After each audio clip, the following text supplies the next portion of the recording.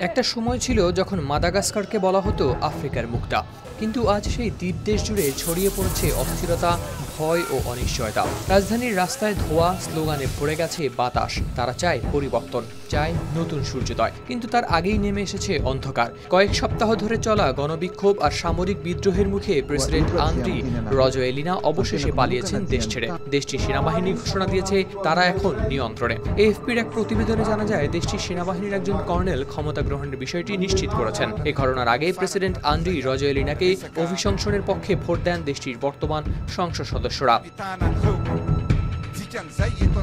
14 October মঙ্গলবার মাদাগাস্কারের জাতীয় পরিষদে অনুষ্ঠিত ভোটে 130টি ভোট আন্দ্রি রাজোয়েলিনাকে অভিশংসনের পক্ষে পড়ে। তবে অভিশংসন ভোট অনুষ্ঠানের নিন্দা করেন রাজোয়েলিনা।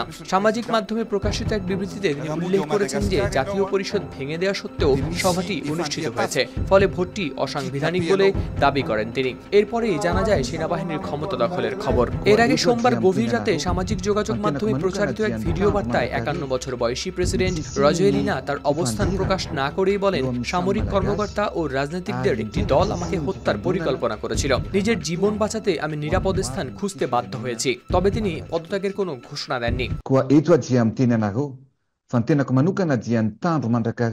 তবে গেল 2 সপ্তাহ ধরে দেশটিতে জেনজি মাদা নামে পরিচিত তরুণ বিক্ষোভকারীদের নেতৃত্বে দেশ জুড়ে চলে সরকার বিরোধী প্রতিবাদ। প্রথমে পানি ও বিদ্যুতের ঘাটতি নিয়ে এই প্রতিবাদ শুরু হলেও পরে এটি দুর্নীতি, উচ্চ বেকারত্ব এবং জীবনযাত্রার ব্যয় বৃদ্ধির মতো ব্যাপক অসন্তোষের রূপ নেয়। বিক্ষোভ থামাতে রাজোয়েলিনা তার পুরো মন্ত্রিসভা ভেঙে দিলেও বিক্ষোভকারীরা অনড় থাকে তার পদত্যাগ দাবিতে।